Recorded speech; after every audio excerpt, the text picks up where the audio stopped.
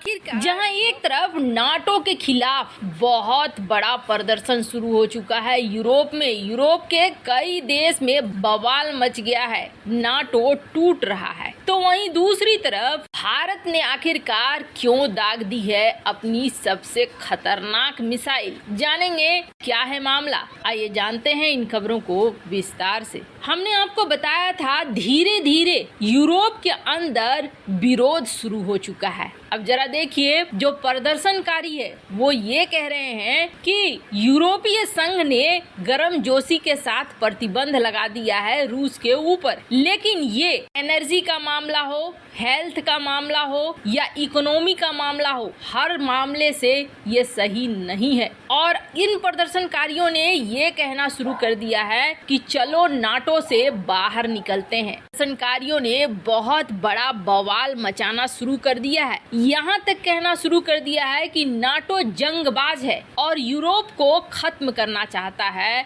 इसलिए नाटो से तुरंत निकल जाना चाहिए। नाटो एक वार की मशीन है, युद्ध का मशीन है और इससे निकलना ही चाहिए। और ऐसा किसी एक देश में नहीं, बल्कि जर्मनी, इटली, फ्रांस, चेक रिपब्लिक यहाँ पर होना शुरू हो चुका है और धीरे धीरे ये पूरा आग यूरोप में फैल रहा है। अब सबसे बड़ी बात यह है ना कि पहले के प्रदर्शन जो होते थे ये सिर्फ नाटो के खिलाफ होते थे, लेकिन अब ये प्रदर्शन होने शुरू हो चुके हैं यूरोपीय यूनियन के भी खिलाफ। यूरोपीय यूनियन और नाटो के खिलाफ यूरोप के ही देश आखिरकार क्यों सामने आ रहे हैं? ऐसे हालात बन गए हैं कि इन देशों के अंदर जो सरकारें हैं ना, वो सरकारें एकदम से हिल गई हैं। सबसे पहले तो आप ये देखिए, ये जो स्क्रीन पर देख रहे हैं आप, ये यूरोपीय यूनियन है। यूरोपीय यूनियन जो 27 देशों का समूह है, इनमें से अधिकांश जो रंगीन हिस्सा आपको दिख रहा है ये यूरोपीय यूनियन के सदस्य देश हैं, Finland, Sweden, Estonia, Latvia, Lithuania. और दूसरी तरफ ये जो मैप देख रहे हैं आप, ये मैप है नाटो का। अब इस नाटो में ना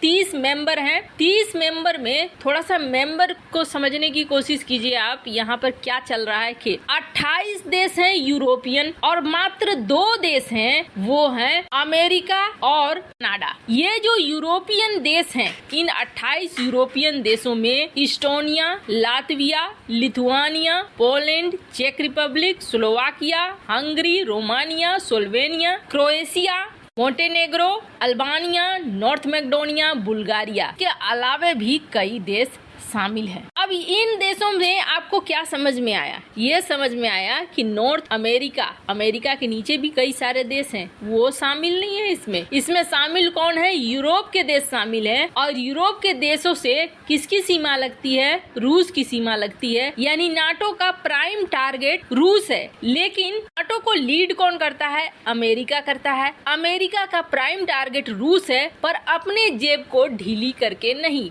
बल्कि यूरोप को ढीली करके। और यही अब तक नाटो करता आया है अलग अलग कई युद्धों में। और ये बात अब यूरोपीय देशों में से कुछ देशों को समझ में आने लगी है। अब इनमें से पहला देश बना है फ्रांस। फ्रांस में हमने आपको बताया था कि मैक्रोन के खिलाफ उतरी थी मेरीला पेन। मेरीला पेन ने यहाँ पर एक बिगुल बजा दिया है और इस बिगुल ने यूरोपीय यूनियन और नाटो को कटघरे में लाना शुरू कर दिया है, क्योंकि मेरीला पेन जो बातें कह रही है वो बातें गलत नहीं है, एकदम साधारण शब्दों में वो दिखला रही है कि देखो अमेरिका हमारे साथ क्या कर रहा है। मेरीला पेन ने ये कहा कि ठीक है, आपने प्रतिबंध लगा दिए रूस पर, रूस की वजह से हमें तेल और गैस नहीं मिल पा रहा है, हम तेल और गैस आपसे 7 गुने ज्यादा कीमत पर खरीद रहे हैं, आपको ये रकम कम करनी चाहिए, आपको डिस्काउंट देना चाहिए, हम तो आप ही की वजह से रूस के ऊपर प्रतिबंध लगा रहे हैं। और ये बात एकदम से सही है, लेकिन यहाँ अमेरिका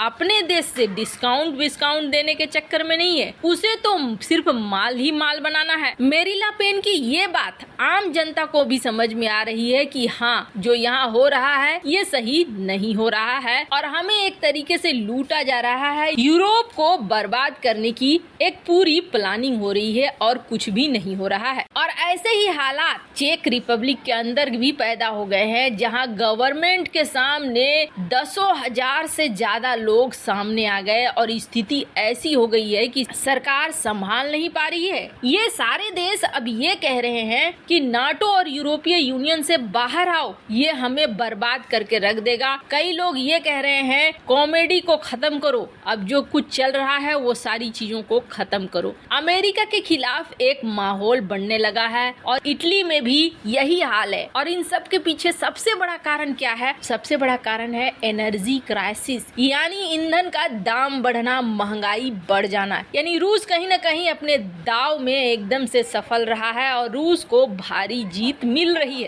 है। जहां एक तरफ ये सब कुछ हो रहा है ना, वहीं दूसरी तरफ भारत ने एक बार फिर हंगामा मचा दिया है। चीन ने कई तरह की मिसाइलें बनाई है और ये ज्यादातर मिसाइलें चीन ने ऐसी बनाई है जिनको बहुत आसानी से पहुंचाया जा सके एक जगह से दूसरे जगह तक। और खास तौर पर आप देखेंगे चीन अपने बॉर्डर से लगती हुई सीमाओं पर रेलवे लाइन और सड़क परिवहन को बहुत ज्यादा जोर दे रहा है। अब क्या होता है कि अचानक से किसी कंटेनर में मिसाइलें लोड है और उन मिसाइलों को कहीं पहुंचाया जा रहा है तो लोकेशन ट्रैक करना आसान नहीं होगा। हमने हाल में देखा था उत्तर कोरिया ने अपने ट्रेन से इसी तरीके का एक मिसाइल परीक्षण किया था और उस वक्त भी लोकेशन पता कर पाना बहुत मुश्किल था। जब इस ट्रेन से इस तरीके का प्रयोग कर लिया गया तब दुनिया को खबर मिली कि हाँ, उत्तर कोरिया ने कुछ नया ट्राई कर लिया है। लेकिन चीन अपनी ज्यादातर मिसाइलों को, इंटरकॉन्टिनेंटल बैलिस्टिक मिसाइलों को इसी तरीके का बनाता है ताकि उसे कहीं ले जाने ले आने में सुविधा हो और इसे ट्रैक कर पाना आसान न हो। चीन हमारा प्राइम दुश्मन है। चीन की ये रणनीति भारत भी भांप चुका है और भारत लगातार अपनी क्षमताओं में वृद्धि तो कर रहा है, लेकिन एक चीज है जिससे चीन बेहद डरता है और चीन के इस डर को एकदम से सही साबित कर दिया है भारत ने। आपको याद होगा हाल फिलहाल में भारत ने 3 नोटम जारी किया था और इस नोटम में भारत ने एकदम से धुआंधार बारिश करनी शुरू कर दी है। अब इसी नोटम के अंतर्गत भारत ने परीक्षण कर लिया है अग्नि प्राइम का। अग्नि मिसाइलों से तो वैसे ही बहुत ज्यादा खौफ खाता है चीन और इसके लिए यूएन भी भाग जाता है, लेकिन अग्नि प्राइम मिसाइल का इस बार जो परीक्षण किया गया, इस परीक्षण को खास तौर पर गाइडेंस सिस्टम, नेविगेशन और कई तरह की चीजों के लिए